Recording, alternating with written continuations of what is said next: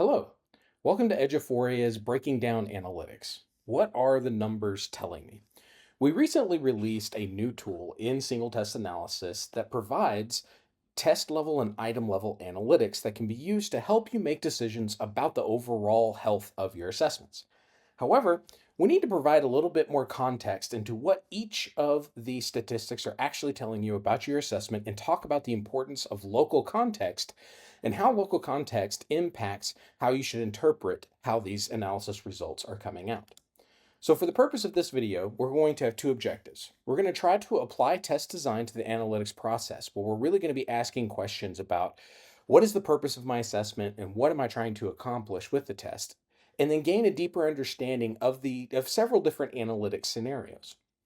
Our agenda is to look at a high-level review of each of the statistical measures. This isn't necessarily a how to use test analytics, so we're not going to get into some of the minutia of how to do some of the various actions and activities in single test. We're really going to be looking at the statistics and looking at examples through scenario exploration, which is agenda point number 2, and really try to answer this question of how does each statistic actually apply.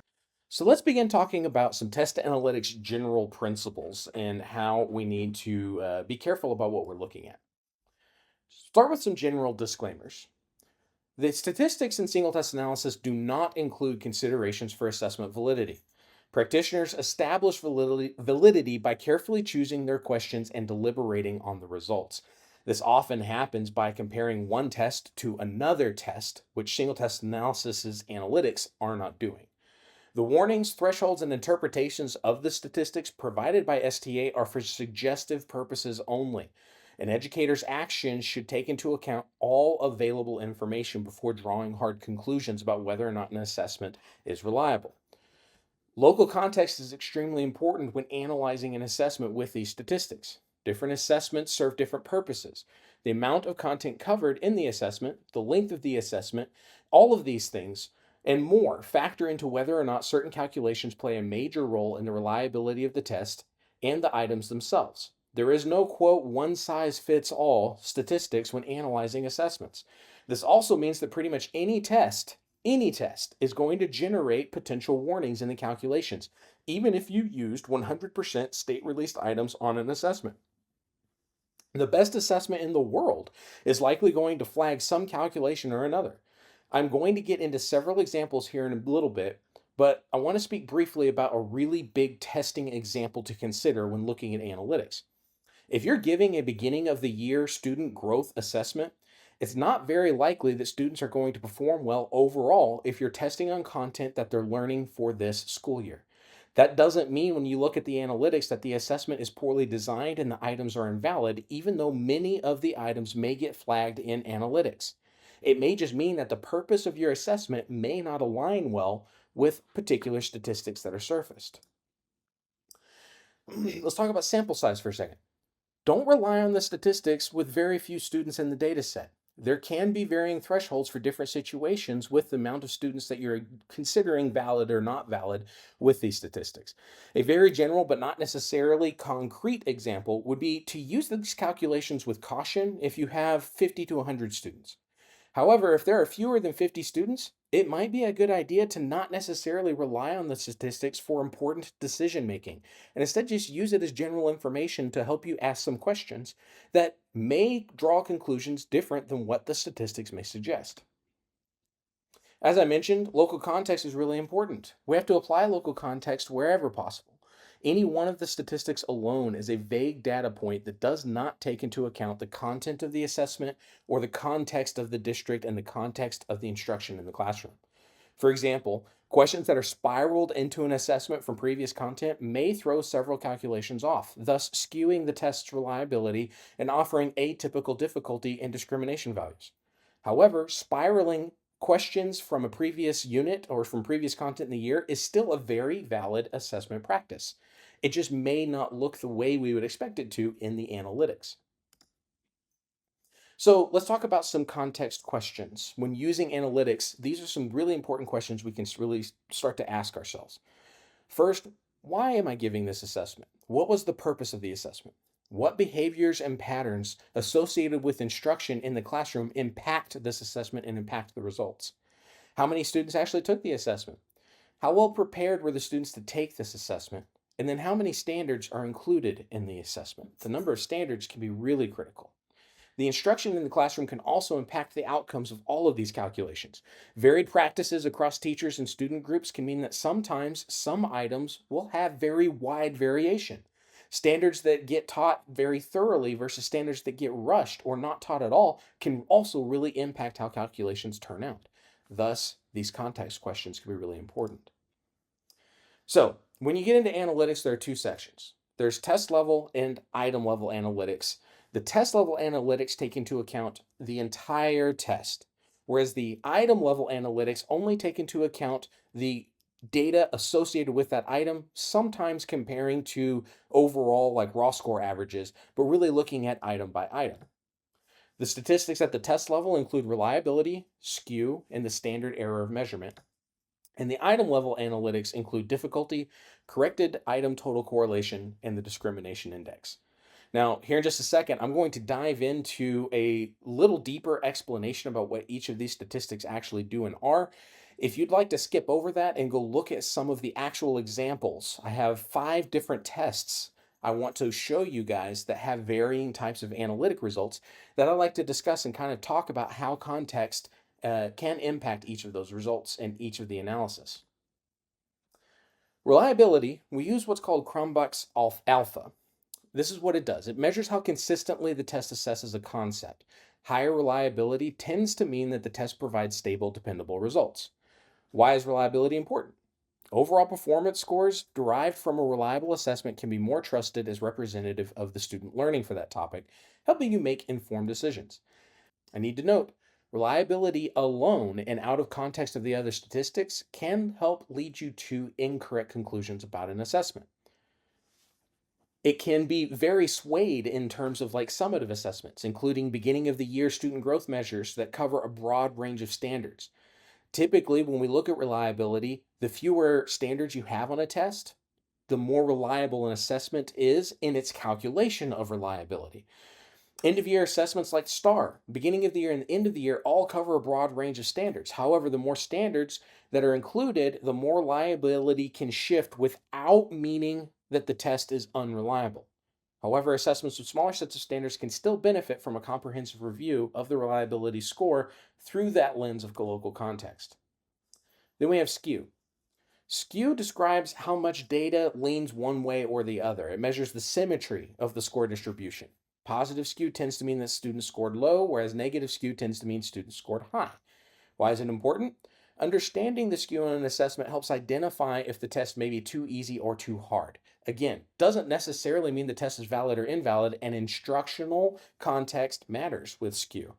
When we give a unit assessment, for example, we would anticipate that the recently taught standards would likely mean that the students will perform well versus a summative test where some of the standards have been taught a little further back and might not have been reviewed recently.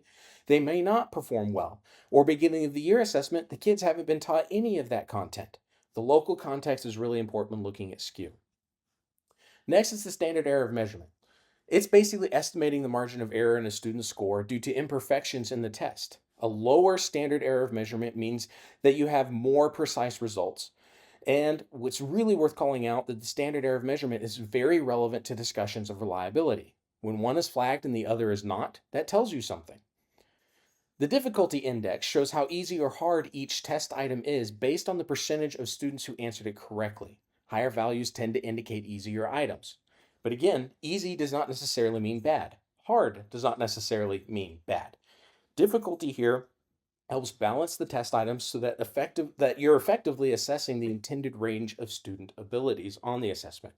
Keep in mind the difficulty index does take into account item weight and scoring type when looking at the ratio of the number of points earned versus the number of points possible. Next is the corrected item total correlation. This one can be one of the most sensitive calculations that reacts in ways that may speak towards the need to really dig into your local context the most. It is a measure of how well each test item aligns with the overall test. It lines up the students from highest to lowest performing and then compares the differences between the corrected item total score, or the total score that the students earned on the test minus the item score for that item, and the total test score. Then compares it to the means of all of the scores. Basically, this statistic tends to be higher when students that did well on the test also get the items right, and students that didn't do well tend to get the items wrong. This statistic can be very sensitive to fluctuations in student performance from item to item and provides the best insights when assessments have fewer standards that have been thoroughly taught in the classroom with plenty of items. I'll show a couple of examples in a little bit, but the statistic really needs to be looked at through the purpose and goals of the assessment being analyzed. And then the last statistic I want to talk about is the discrimination index. It basically assesses how well a test item differentiates between your high and low performing students. A higher score tends to mean that the item is good at distinguishing between students who are stronger or weaker in certain content or in certain items in this case. It's important to ensure good discrimination to provide more confidence in conclusions about the student performance on those items. It's typically expected that high performing students should not miss items that low performing students get right, for example. In general, discrimination may provide some insight into whether or not the item should be reviewed through the lens of misconceptions, instruction impact, and remediation. All right, so we're going to explore some examples. I've got 5 assessments I'd like to look at with you. 2 of them are beginning of the year assessments that include many students and a large standard spread. So this teaching or assessing a lot of content. Then we have a short formative assessment that was given just at the classroom level. And then I have 2 unit assessments, one that has few students, and then one that has more students with also a small standard spread. So a little different than the beginning of the year assessment. So let's start with this beginning of the year assessment. Notice it's for a 3rd grade math. It's beginning of the year, and it's for the teacher incentive allotment. When I look at the analytics, I can see that the corrected item total correlation is lit up on most of the questions. This might be alarming at first, especially when we see that the reliability and skew are lit up, but I want to take the context of the test into account. So first, let's start with the easiest one, skew. Skew says here that it's pretty high, meaning the student struggled. And if I go and look at the performance summary, that is true. Most of my bell curve is towards the left side on the lower raw scores. But then I have to ask myself, what is the purpose of this assessment? What is the context of this assessment? Well, it's a beginning of the year assessment, and the goal is to measure student growth at the end of the year. And it's covering content, if I look at the learning standard, on 3rd grade standards that the students have not learned yet. So this is expected. The skew leaning one way versus another way is expected in this context because we haven't taught the kids these standards yet. Let's go back to analytics. Well, the reliability is flagged, even though it's still relatively high, and the corrected item total correlation, very related to each other, are also really well flagged. Well, we have to keep in mind, again, the context. This is a beginning of the year assessment. The students have not learned this content yet. Remember, a correlation basically describes how well is the data fit together when I put it on like a line graph. And so I'm looking at the raw scores for the test compared to the raw scores on this item. And if I look at the item response analysis, remember, item total corrected correlation is very sensitive to fluctuation in items and the number of content pieces. When I look here, I'll go back to the learning standard, 22 separate learning standards on this assessment.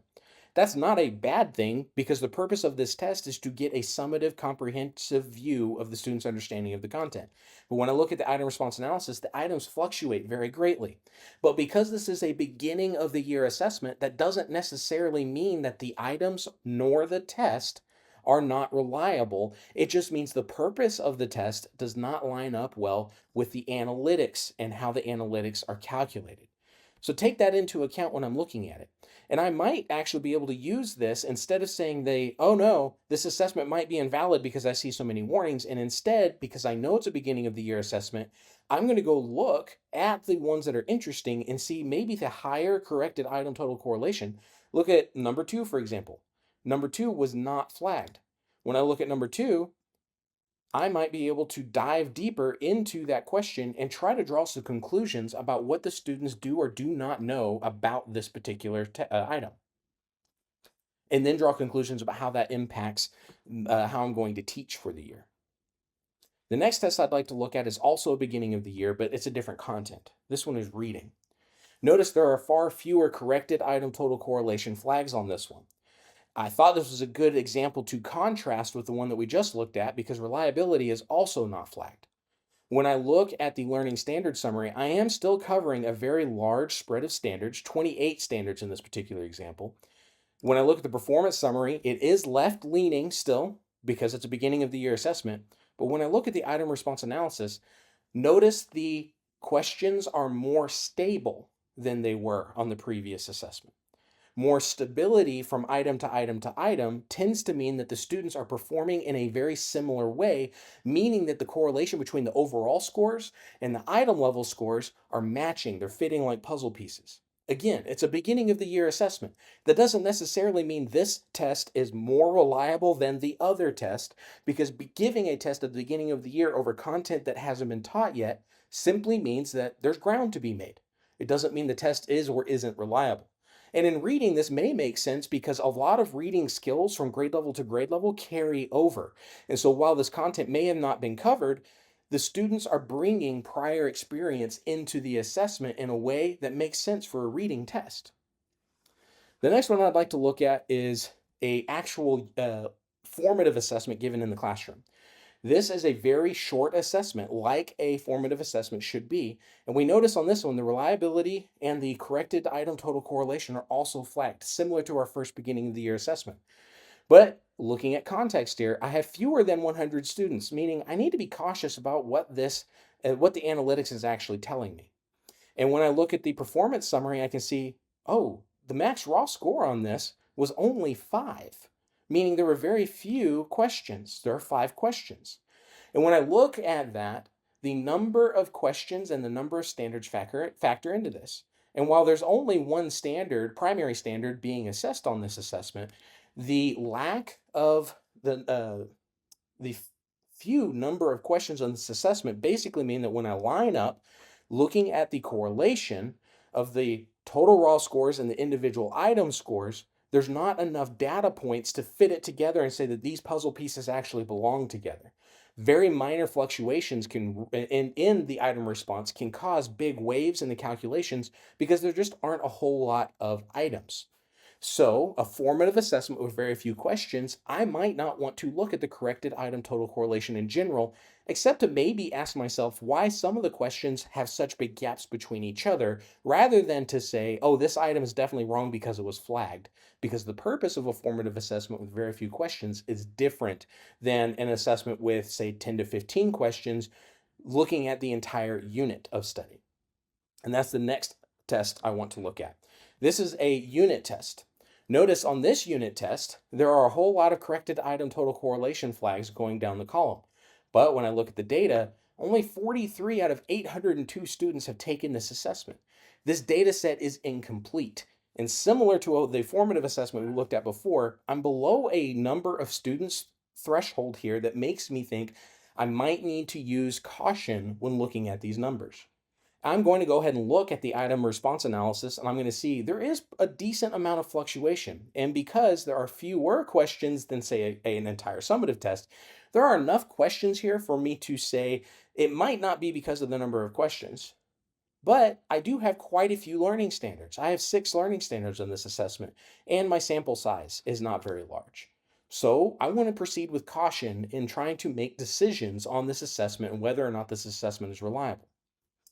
When I look at a very similar assessment, it's the same grade level and it's even the same unit, it's unit 3. I have fewer corrected item total correlation flags on this assessment. And why is that? Well, because now I have 730 students out of 802 that took this assessment. I have far more data points. When I look at the item response analysis, the number of questions is the same. When I look at the learning standards, the number of standards is the same. But because I have more data factored into the calculations, I can tell that I'm getting more reliable and consistent results with fewer warnings. And then when I look at the performance summary, I can also tell kids are doing really well on this assessment. Now, that's not necessarily a bad thing. Like I said, skew before really just tells you, are the kids doing well, not so well, or in between? On a beginning of the year assessment, we might anticipate kids not to do very well at all, but on a unit test where the Standards have been taught very recently, and the context of that class being an honors level class, this is expected. Kids are going to perform well on an assessment. So even though the skew was flagged, that doesn't necessarily mean the test is not reliable or valid. Local context is really critical. That was a whole lot of information in a relatively short amount of time. Please feel free to reach out if you have additional questions on the analytics. You can reach out at training@eduphoria.net. And as usual, we really appreciate you taking the time. I hope you found this valuable and you have a little more context on what analytics is trying to communicate.